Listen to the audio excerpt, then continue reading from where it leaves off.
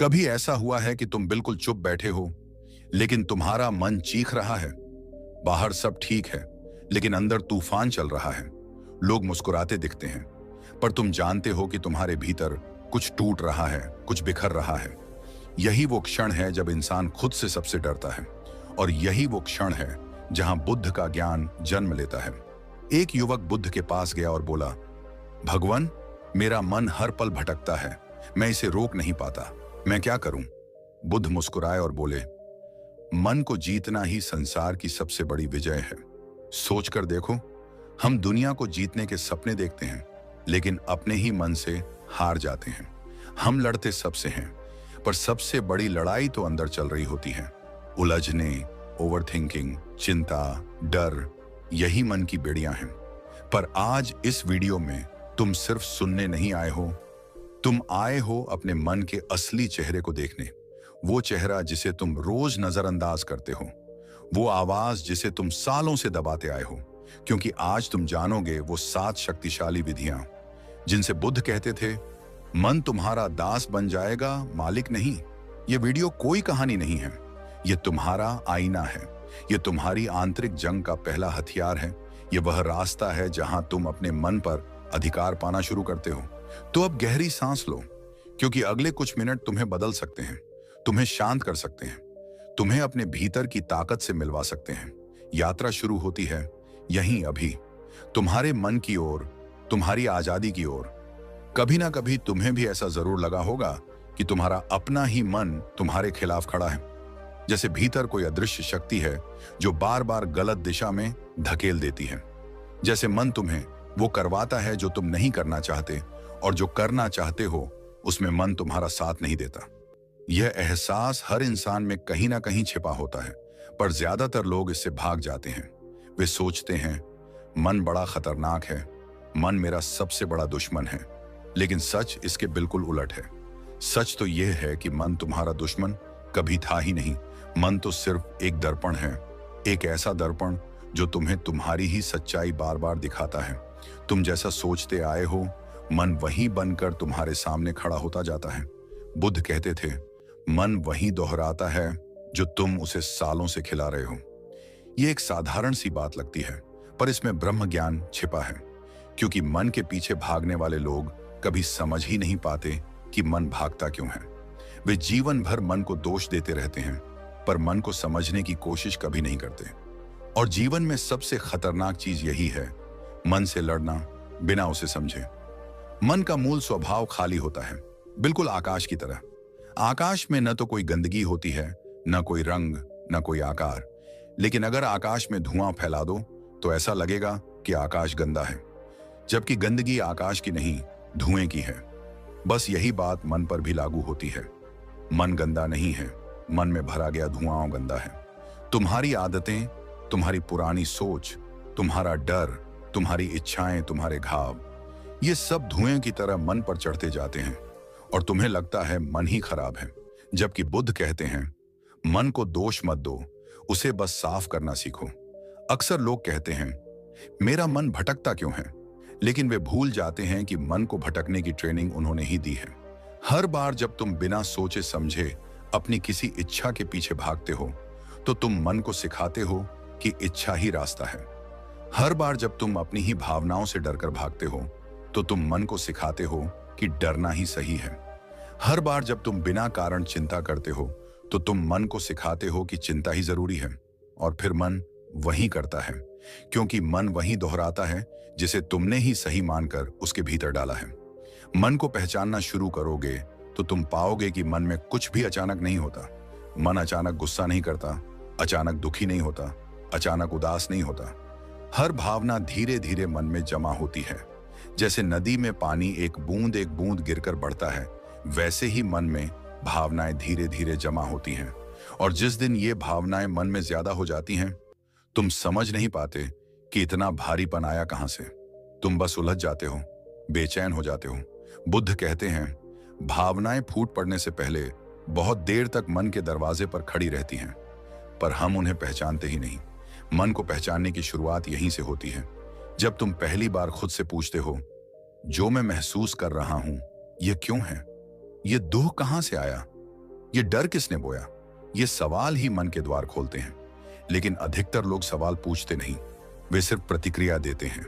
गुस्सा आया तो गुस्सा कर दिया, दुख आया तो टूट गए, इच्छा जागी तो उसके पीछे भाग पड़े। मन ने उंगली हिलाई, उन्होंने पूरा शरीर हिला दिया और फिर कहते हैं मन बहुत ताकतवर है। लेकिन बुद्ध कहते हैं ताकत मन में नहीं, तुम्हारी अनजागरूकता में है। एक बार एक युवक बुद्ध के पास गया। उसके चेहरे पर बेचैनी थी, आंखों में हलचल थी और मन में उथल पुथल।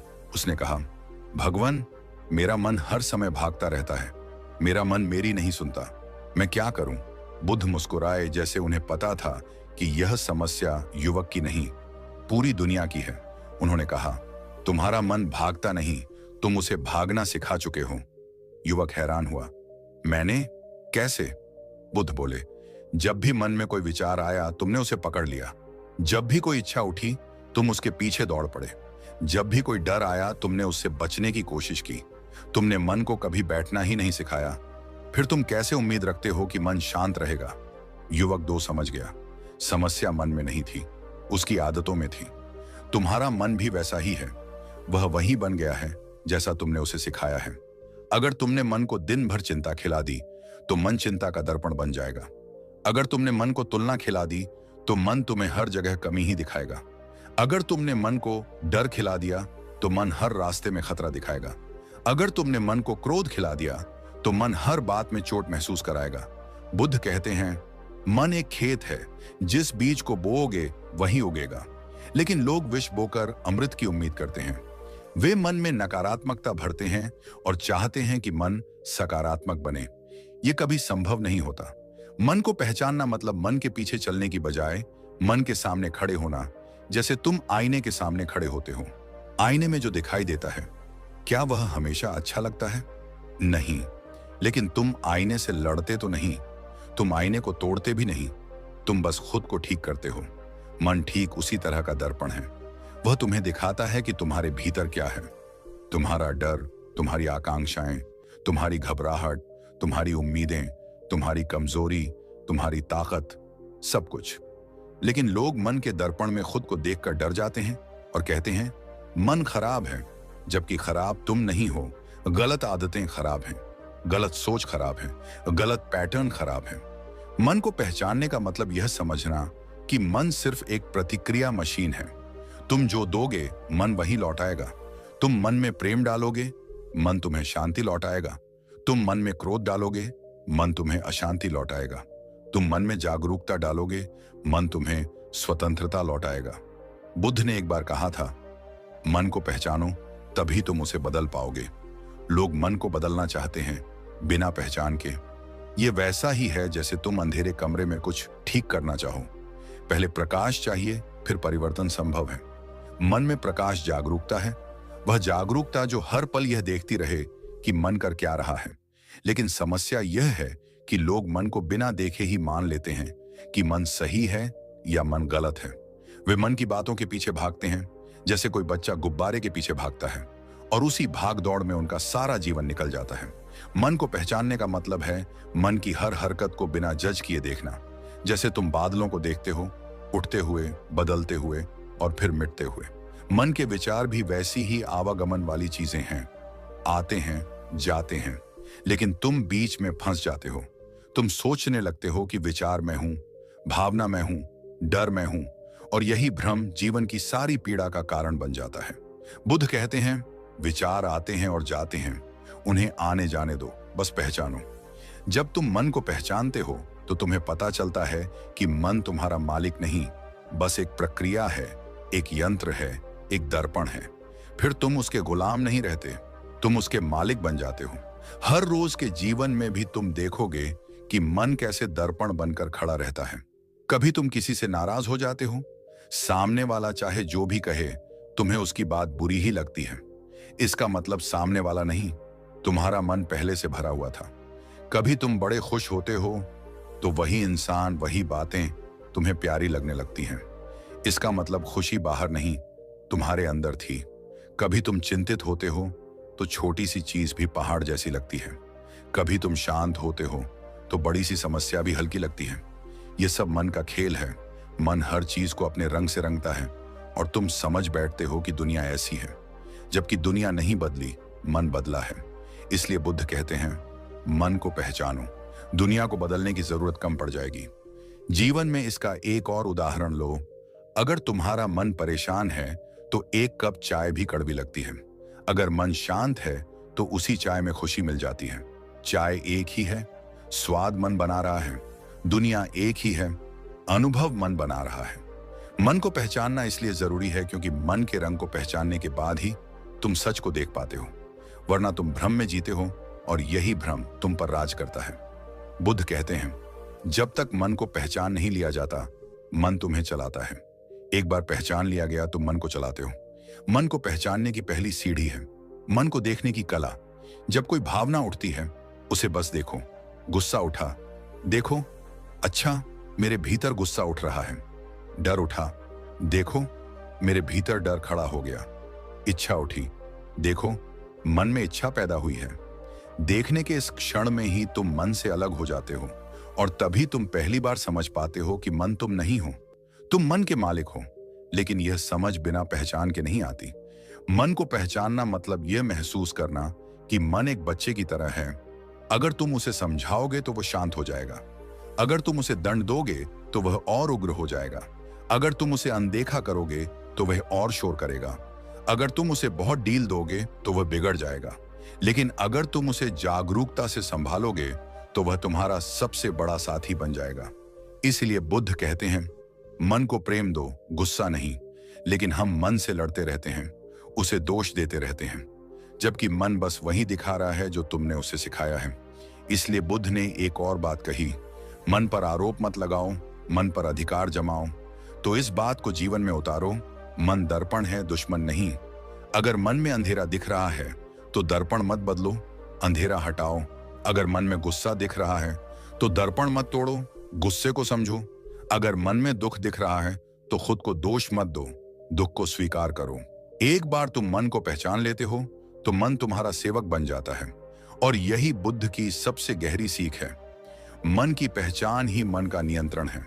और अब जब तुमने मन को पहचानना सीखना शुरू कर दिया है, अब आगे बढ़ने का समय है, क्योंकि मन को पहचानने के बाद अगला कदम और भी महत्वपूर्ण है। वह कदम है मन को दिशा देना। मन को पहचान लेने के बाद असली यात्रा यहीं से शुरू होती है, क्योंकि मन को पहचानना पहला कदम था, लेकिन मन को देखना ये सबसे गहरी और असली साधना है।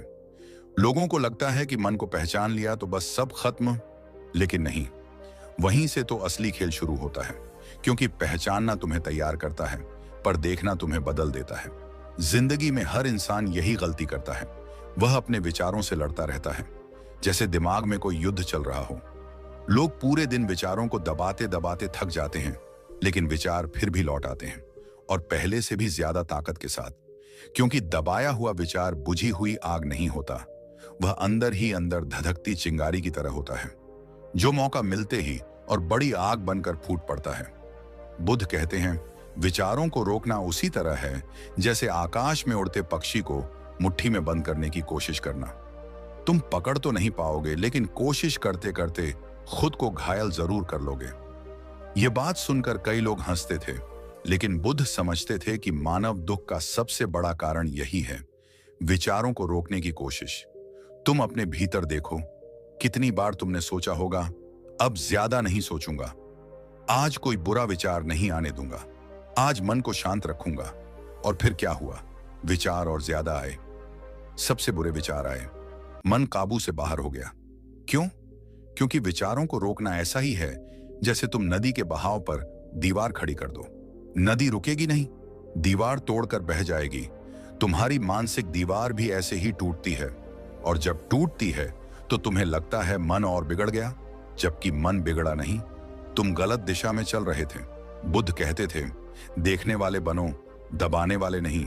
जो चीज तुम दबाओगे वह बढ़ेगी, जो चीज तुम देखोगे वह शांत होगी। विचार ऐसे हैं जैसे बादल, तुम उन्हें रोक नहीं सकते, आकाश को पकड़ नहीं सकते, लेकिन तुम देख सकते हो कि बादल कैसे आ रहे हैं, कैसे जा रहे हैं। मन भी आकाश है, विचार बादल हैं, परंतु तुम कौन हो? तुम आकाश नहीं, तुम आकाश के साक्षी हो। यह बात समझना शुरुआत है, और इसे जीना मुक्ति है। इस जीवन में कितनी बार ऐसा होता है कि हम किसी बात से परेशान हैं और हम बार बार खुद को समझाते हैं, सोचो मत, सोचो मत, सोचो मत। और फिर वही बात दिमाग में 10 गुना ज्यादा घूमने लगती है। क्यों? क्योंकि मन को आदेश देना उसे और भड़काता है। मन बच्चे की तरह है, जिसे कहो यह मत छूना, वही चीज सबसे पहले छुएगा। तुम्हारा मन भी ऐसा ही है। विचारों को रोकने का आदेश मन को यह संदेश देता है, कुछ खतरा है, कुछ गलत है, कुछ बड़ा है, और मन उसी को पकड़ लेता है, उसी पर ध्यान लगा देता है और वह विचार और गहरा जाता है। यही कारण है कि लोग लाख कोशिशें करते हैं पर मन शांत नहीं होता। बुद्ध ने कहा था, विचारों को पकड़ो मत, उनसे भागो मत, उन्हें बस गुजरने दो। यह गुजरने देना जीवन का सबसे बड़ा ध्यान है। कल्पना करो तुम नदी के किनारे बैठे हो। नदी बह रही है, पानी बह रहा है, कुछ पत्ते, कुछ लकड़ियां, कुछ फूल। नदी अपने रास्ते में हर चीज को साथ लेकर बहती जा रही है। अब तुम बताओ, क्या तुम नदी में उतरकर हर पत्ते को पकड़ने की कोशिश करोगे या नदी के बहाव को रोकने की कोशिश करोगे? नहीं, तुम सिर्फ बैठकर देखते हो कि नदी कैसे बह रही है। अब यही दृश्य मन पर लागू होता है। तुम्हारे विचार नदी हैं, तुम्हारी जागरूकता किनारा है, लेकिन अधिकतर लोग किनारे पर नहीं बैठते। वे हर विचार में कूद जाते हैं। डर का विचार आया तो डर में डूब जाते हैं। क्रोध का विचार आया तो गुस्से में बहने लगते हैं। चिंता का विचार आया तो पूरा दिन उसी में उलझ जाते हैं। इच्छा आई तो उसी को सच मानकर उसके पीछे भागने लगते हैं, जैसे नदी के हर पत्ते को पकड़ने की कोशिश।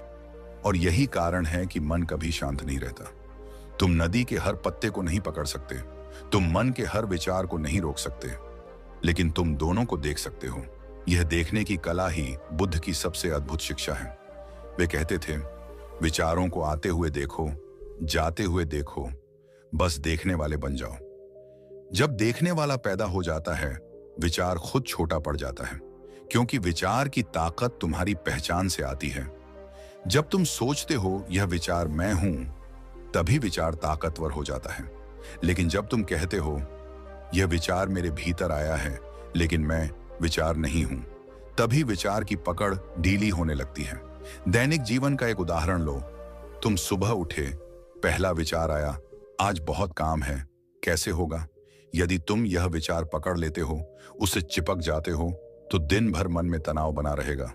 लेकिन अगर तुम बस यह देखो, अच्छा यह विचार आया है और बस उसे गुजरने दो, तो वह विचार टिक नहीं पाएगा। विचारों की उम्र बहुत कम होती है। जब तक तुम उन्हें पहचान और ध्यान देते हो, तभी तक वे जीवित रहते हैं। अगर ध्यान हटा लिया, विचार हवा की तरह गायब हो जाता है। एक बार बुद्ध के सामने एक भिक्षु ने पूछा, भगवान, मेरे मन में बहुत बुरे विचार आते हैं, मैं उन्हें रोक नहीं पाता। बुद्ध ने कहा, बुरे विचारों को रोकने की कोशिश मत करो, उन्हें देखो जैसे तुम किसी अनजान यात्रा पर निकले व्यक्ति को देखते हो। वह रुकने वाला नहीं, वह चलता जाएगा। भिक्षु ने पूछा, लेकिन अगर वह विचार बहुत बुरा हो तो? बुद्ध मुस्कुराए, तो और तेजी से देखना ताकि तुम उससे चिपको नहीं। यही बुद्ध की सरल और गहन शिक्षा है। जीवन में यही होता है, हम छोटे छोटे विचारों को पहचानते नहीं, लेकिन उन्हें रोकने की कोशिश करते करते वे बड़े बन जाते हैं। जैसे अगर तुम कमरे का दरवाजा बंद कर दो और हवा आना बंद हो जाए तो कमरे में घुटन बढ़ती जाएगी। उसी तरह मन को बंद करने से घुटन बढ़ती है। भावनाओं की घुटन, विचारों की घुटन, बेचैनी की घुटन। लेकिन यदि तुम खिड़की खोल दो, हवा अपने आप भीतर आएगी और बाहर जाएगी। मन में खिड़की जागरूकता है। जागरूकता के आने से विचार रुकते नहीं, वे बस चलते रहते हैं बिना तुम्हें परेशान किए। विचारों की परेशानी उनकी उपस्थिति नहीं, उनसे तुम्हारी लड़ाई है। एक और उदाहरण, जब तुम सड़क पर चलते हो और हजारों लोग तुम्हारे आगे पीछे चलते हैं, तुम हर किसी को पकड़ने की कोशिश नहीं करते, तुम बस अपने रास्ते पर चलते हो। दूसरे लोग आते हैं, गुजर जाते हैं। विचार भी ऐसे ही हैं, वे बस रास्ते से गुजरते रहते हैं, लेकिन तुम हर विचार को पकड़ने लगते हो। यह क्यों आया? यह क्या मतलब है? मैं बुरा इंसान हूं क्या? मेरे भीतर ऐसे विचार क्यों आते हैं? और यही गलती तुम्हें विचारों में फंसा देती है।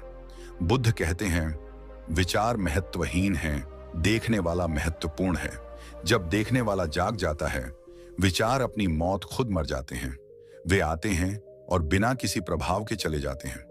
कल्पना करो कि कोई व्यक्ति तुम्हें दूर से गाली दे रहा है। यदि तुम सुन नहीं पा रहे तो क्या तुम परेशान होगे? नहीं।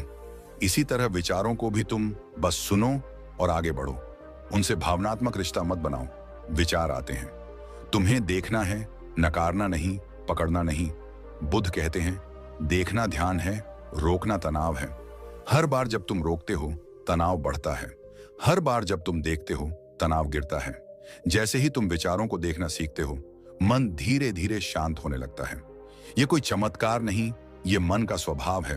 विचार तभी तक रहते हैं जब तक तुम उन्हें ऊर्जा देते हो। ऊर्जा पहचान से आती है। जब तुम पहचान हटाते हो, विचार कमजोर पड़ जाते हैं।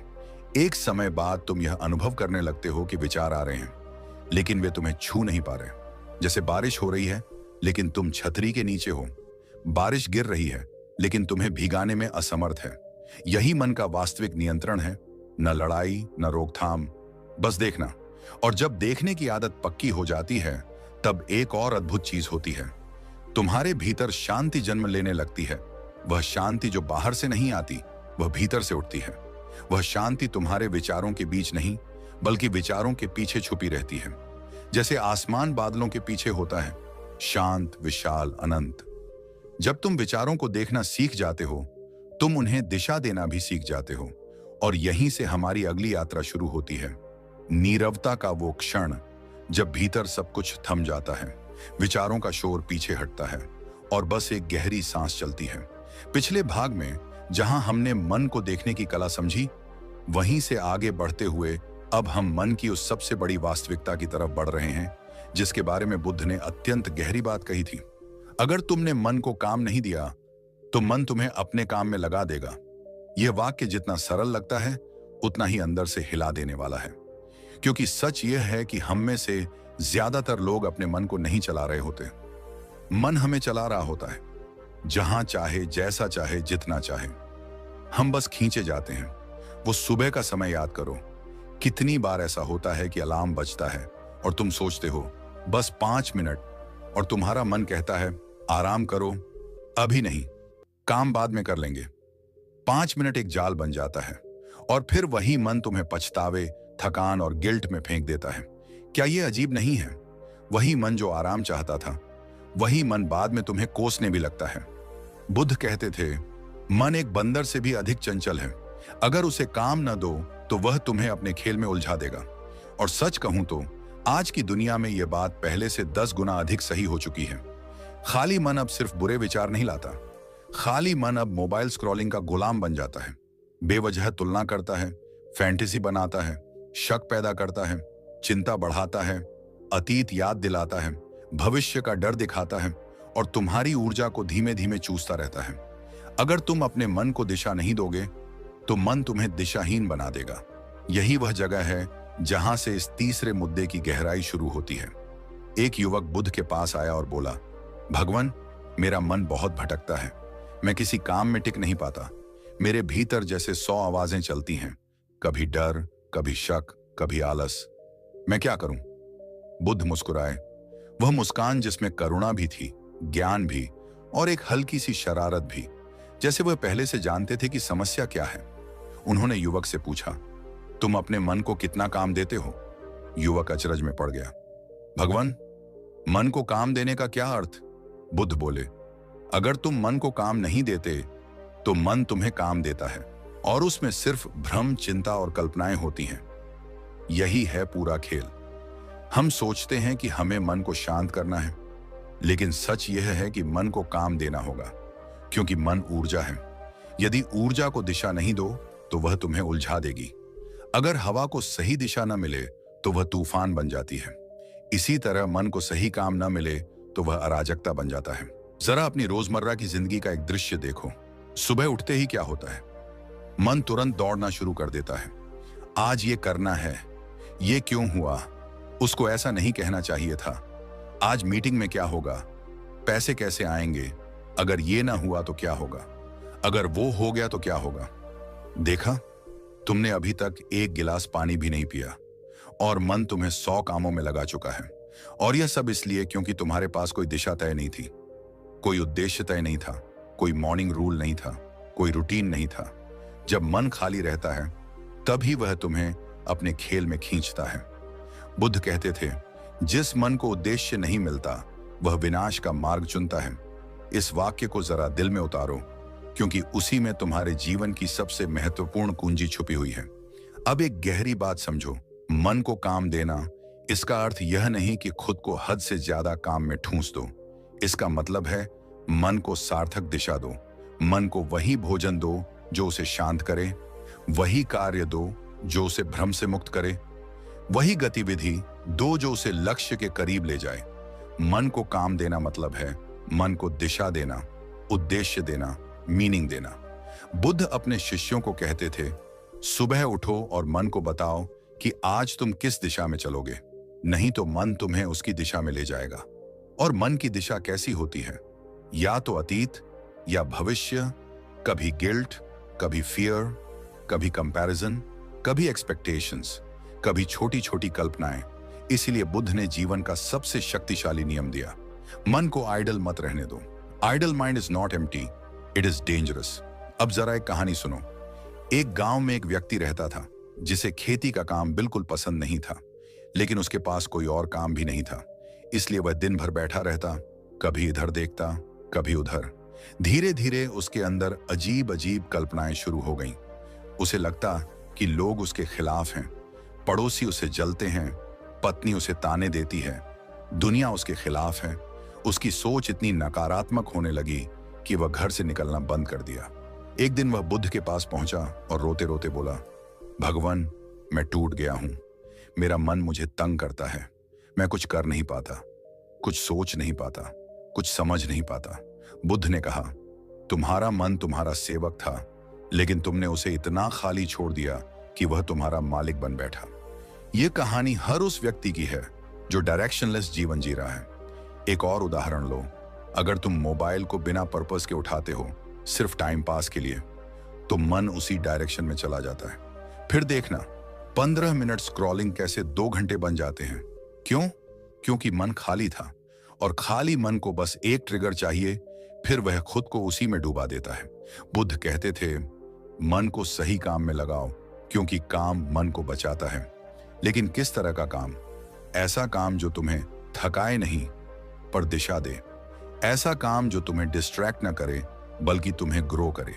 ऐसा काम जो तुम्हें खींचे नहीं बल्कि तुम्हें उठाए। मन को काम देने का पहला नियम है लक्ष्य।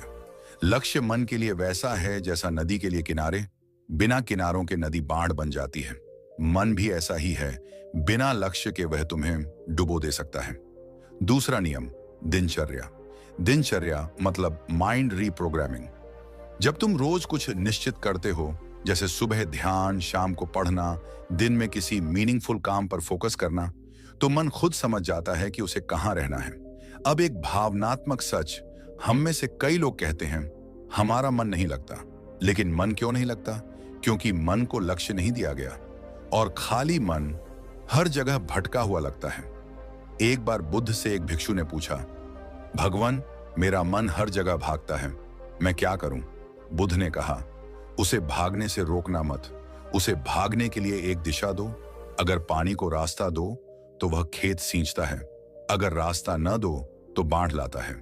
यही वजह है कि मानसिक शांति का असली राज है मन को मीनिंगफुल काम देना। अब सोचो, कितनी बार तुम गंभीर काम करने बैठते हो और मन तुम्हें कमरे साफ करने में लगा देता है। कितनी बार पढ़ाई करनी होती है और मन मोबाइल उठाने के बहाने खोजता है। कितनी बार ऑफिस का काम पेंडिंग होता है और मन अचानक तुम्हें बेकार वीडियोस देखने में लगा देता है। यही है मन का खेल। अगर तुमने उसे उसकी जगह नहीं दिखाई तो वह तुम्हें उसकी जगह दिखा देगा।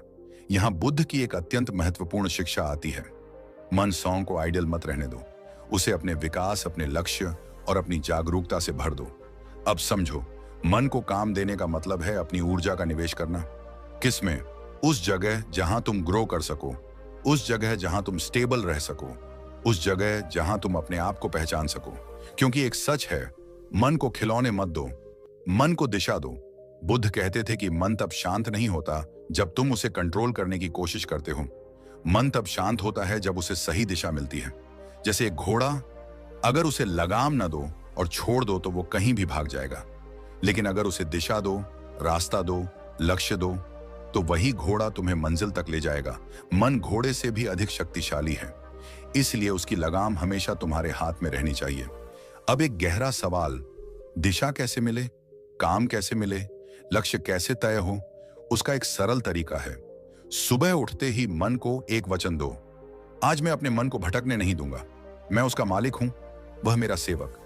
फिर उस वचन को अपनी दिनचर्या में बांध दो। जैसे सुबह 10 मिनट ध्यान, दिन में मीनिंगफुल काम, कुछ नया सीखना, इवनिंग सेल्फ रिफ्लेक्शन। अब एक भावनात्मक सच, अगर तुम मन को काम नहीं दोगे तो मन तुम्हें दुख में लगा देगा, चिंता में लगा देगा, अतीत के डर में लगा देगा, भविष्य की कल्पनाओं में लगा देगा, तुलना में लगा देगा, तोड़ने वाले विचारों में लगा देगा। और ये सब इतनी चुपचाप होता है कि पता भी नहीं चलता। इसीलिए बुद्ध कहते थे, मन को काम दो ताकि मन तुम्हें काम दो में न लगाए। अब यह समझ लो कि मन को काम देना सिर्फ प्रोडक्टिविटी नहीं है, यह जीवन का आध्यात्मिक अनुशासन है। क्योंकि जब मन को दिशा मिल जाती है तभी वह शांत होता है, और शांत मन ही बुद्धि खोलता है। शांत मन ही सत्य दिखाता है, शांत मन ही प्रेम पैदा करता है, शांत मन ही ध्यान की राह पर ले जाता है। और याद रखना, जब मन को मीनिंगफुल काम मिलता है तब उसे बेकार विचारों के लिए समय ही नहीं मिलता। और यही है असली मुक्ति। जैसे जैसे तुम मन को दिशा देते हो, मन शांत होने लगता है। और यह शांति अचानक नहीं आती, यह शांति आती है एक एक कदम से, एक एक काम से, एक एक उद्देश्य से। और अब यहीं से वह पुल बनता है जो हमें अगले मुद्दे की ओर ले जाएगा। क्योंकि मन को काम देने के बाद अब एक और गहरा चरण आता है, मन को अनुशासित करना, मन को सही आदतों से बांधना, मन को सही ऊर्जा देना। रात के 3 बजे थे। एक गहरा सन्नाटा पूरी बस्ती पर छाया हुआ था। एक युवक बुद्ध के पास पहुंचा, थका हुआ, टूटा हुआ, आंखों में लालिमा, चेहरे पर तनाव का बोझ। वह बैठते ही रो पड़ा, भगवान, मैं दुनिया से हार गया हूं, लोग मुझे समझते नहीं, कोई मेरी बात नहीं सुनता, हर जगह संघर्ष है, हर जगह लड़ाई है, मैं थक गया हूं, मदद कीजिए, मैं अब और नहीं लड़ सकता। बुद्ध ने उसकी ओर देखा, बहुत शांत नजर से, जैसे वे उसके भीतर तक देख रहे हों। उन्होंने कहा, तुम दुनिया से नहीं, अपने ही मन से लड़ रहे हो, और जब तक यह लड़ाई भीतर जारी है, बाहर शांति कभी नहीं मिलेगी। युवक चौंक गया, लेकिन भगवान, मुझे तो लगता है कि दुनिया ही मेरे खिलाफ है। बुद्ध मुस्कुराए, दुनिया तो वैसी ही है जैसी तुम उसे देखते हो। जिस दिन तुम अपने भीतर की लड़ाई जीत लोगे, उसी दिन बाहरी संघर्ष मिट जाएंगे। दोस्तों, हम सब अपने जीवन में एक सबसे बड़ी गलती करते हैं। हम मान लेते हैं कि हमारी परेशानी की जड़ बाहर है, लोग हैं, परिस्थितियां हैं, समय है, किस्मत है। पर सच इसके बिल्कुल उलट है। एक, बुद्ध कहते हैं, तुम्हारा सबसे बड़ा शत्रु तुम्हारा अपना अनियंत्रित मन है। सोचिए, आपको कौन गुस्सा दिलाता है? लोग नहीं, लोग तो वही कह रहे हैं जो वे कहना चाहते हैं। गुस्सा आपके भीतर उठता है, आपकी अपेक्षाओं, आपकी धारणाओं, आपकी मान्यताओं से। आपको कौन दुख देता है? लोग नहीं, दुख आपकी कल्पनाओं और उनकी असफलता से पैदा होता है। आप चिंता किससे करते हैं? दुनिया से नहीं, चिंता भविष्य की उन कहानियों से होती है जो आपका मन गढ़ता है, जिनका 99% कभी सच भी नहीं होता। अंदर की लड़ाई कैसी दिखती है? जब आपकी सोच आपको डराती है, अंदर की लड़ाई जब आप हर बात दिल पर ले लेते हैं, अंदर की लड़ाई जब आपका मन आपकी शांति चुरा ले, अंदर की लड़ाई जब आपका अहंकार चोट खा जाए, अंदर की लड़ाई जब आप अपने विचारों के गुलाम बन जाएं। अंदर की लड़ाई और दुख की बात यह है कि हम इस अंदर की लड़ाई को सिर्फ बाहरी दुनिया से जोड़ देते हैं। बुद्ध कहते हैं, मनुष्य बाहरी दुनिया पर जीत पाने से पहले ही थक जाता है, क्योंकि वह अपने ही मन पर जीत पाने की कोशिश नहीं करता। यही कारण है कि आप दुनिया बदलते बदलते थक जाते हैं, लेकिन खुद के भीतर कोई बदलाव नहीं ला पाते। एक बार बुद्ध के पास एक आदमी आया जो हर समय दुखी रहता था। उसने कहा, मैं हर जगह समस्या में पड़ जाता हूं, लोग मुझे परेशान करते हैं, मुझे नीचा दिखाते हैं, मेरा मजाक उड़ाते हैं, मैं दुनिया के व्यवहार से टूट चुका हूं। बुद्ध ने मुस्कुराते हुए पूछा, क्या तुम्हें लगता है कि दुनिया बदल जाएगी? वह बोला, नहीं, शायद नहीं। बुद्ध ने उसकी आंखों में देखते हुए कहा, तो फिर तुम बदल जाओ। जो चीज बदल नहीं सकती, उससे लड़ना मूर्खता है। यह वाक्य आपकी पूरी जिंदगी बदल सकता है। अब आप पूछेंगे, ठीक है, तो अंदर की लड़ाई जीतें कैसे? यही वह जगह है जहां बुद्ध का असली ज्ञान शुरू होता है। एक, बुद्ध कहते हैं, अपने मन को देखो, यह जागृति की शुरुआत है। आप दिन भर अपने मन को बिल्कुल नहीं देखते, आप बस मन के अनुसार चलते हैं। वह कहता है चिंतित हो जाओ, आप हो जाते हैं। वह कहता है दुखी हो जाओ, आप हो जाते हैं। वह कहता है दूसरों से तुलना करो, आप कर लेते हैं। मन एक बच्चा है, अगर आप उसे निगरानी में नहीं रखते तो वह आपको इधर उधर घसीटता रहेगा। अपने मन को हर घंटे एक बार देखो, अभी मेरा मन क्या सोच रहा है, यह विचार सही है या सिर्फ एक कल्पना? यही शुरुआत है। दो, बुद्ध कहते हैं, विचारों को पकड़ो मत, जाने दो। आने वाले विचारों से मत लड़ो, वही लड़ाई आपको थका देती है। विचार तो बादलों की तरह आते जाते रहेंगे, आप उन्हें पकड़ लेंगे तो भार बनेंगे, उन्हें जाने देंगे तो हल्के हो जाएंगे। हर बार जब कोई नकारात्मक विचार आए, बस कहो, यह सिर्फ एक विचार है, यह मैं नहीं हूं। आपके जीवन में 50% तनाव तुरंत कम हो जाएगा। तीन, बुद्ध का सबसे शक्तिशाली वाक्य, तुम वही बनते हो जो तुम सोचते हो। अगर आप खुद को कमजोर समझेंगे तो दुनिया आपको कमजोर ही दिखेगी। अगर आप खुद को पीड़ित समझेंगे तो लोग आपको उसी तरह ट्रीट करेंगे। अगर आप हर चीज में समस्या देखेंगे तो जीवन समस्या बनकर खड़ा हो जाएगा। लेकिन जिस दिन आप अंदर जीतना शुरू करेंगे, गुस्सा कम होगा, दुख कम होगा, प्रतिक्रियाएं शांत होंगी, जीवन आसान लगेगा, क्योंकि अब लड़ाई खत्म हो चुकी होगी। चार, बुद्ध कहते हैं, विजय बाहर नहीं, भीतर मन पर होती है। एक आदमी जो खुद को नहीं संभाल सकता, वह दुनिया को क्या संभालेगा? एक आदमी जिसे अपनी भावनाओं पर नियंत्रण न हो, वह दुनिया को क्या बदल पाएगा? एक आदमी जिसे अपने विचारों पर जीत नहीं मिली, वह बाहरी लड़ाइयों में क्या जीत हासिल करेगा? जो भीतर जीते वही बाहर जीतता है। एक अद्भुत दृश्य सोच बदल देता है। कल्पना करो, एक आदमी नदी के किनारे बैठा है, नदी में गंदा पानी बह रहा है। वह लगातार कोशिश करता है कि नदी को साफ कर दे, लेकिन पानी ऊपर से फिर गंदा बहकर आ जाता है। यही हम करते हैं। हम दुनिया को साफ करना चाहते हैं, लोगों के व्यवहार को बदलना चाहते हैं, हालात को बदलना चाहते हैं, समय को बदलना चाहते हैं, लेकिन यह नदी कभी रुकने वाली नहीं। बुद्ध कहते हैं, नदी को रोक नहीं सकते, पर अपनी प्याली को साफ रख सकते हो। यानी दुनिया को नहीं बदल सकते, पर मन को बदल सकते हो। असली जीत क्या है? बुद्ध ने उस युवक से कहा, ऐसी विजय का क्या लाभ जो तुम्हारे भीतर ही खून बहा दे? असली योद्धा वह नहीं जो दूसरों को हराए, असली योद्धा वह है जो अपने मन को हराए।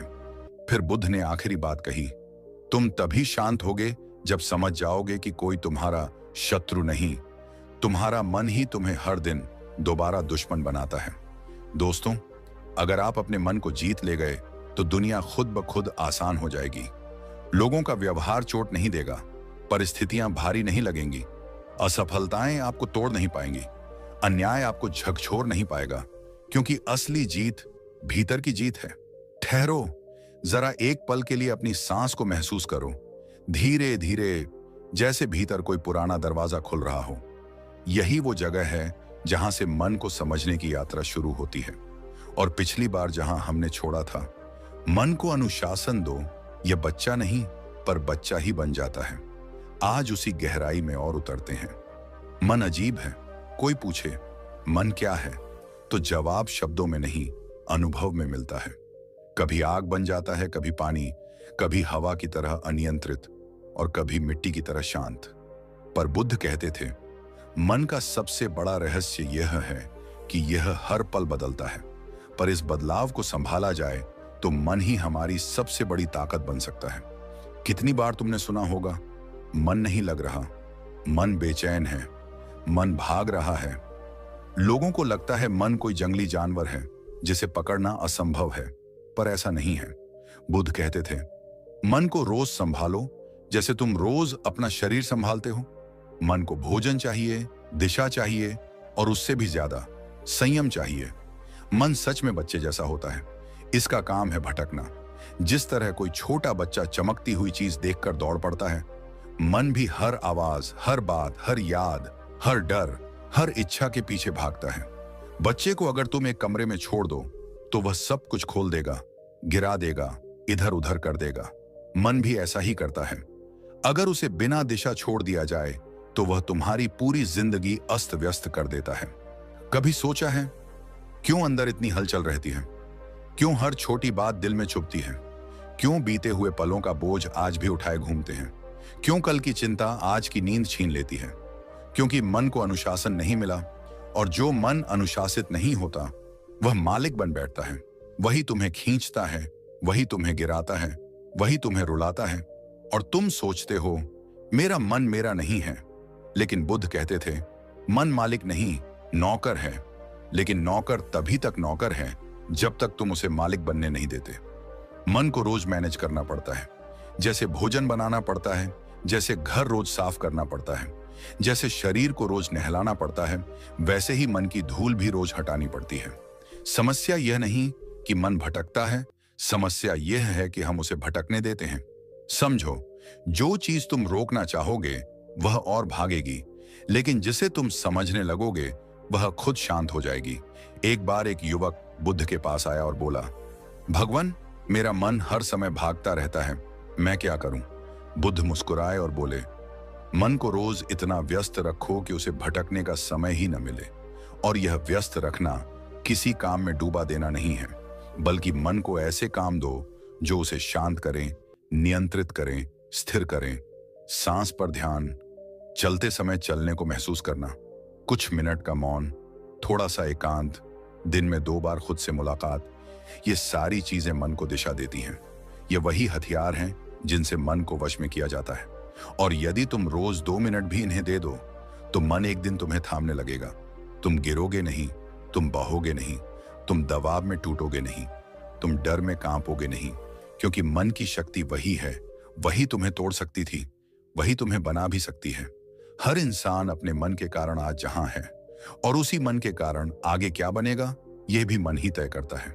मन तुम्हारा भाग्य लिखता है, मन तुम्हारे रास्ते बनाता है, मन तुम्हारा जीवन बदल देता है, लेकिन तभी जब तुम उसे नियंत्रित करना सीखो।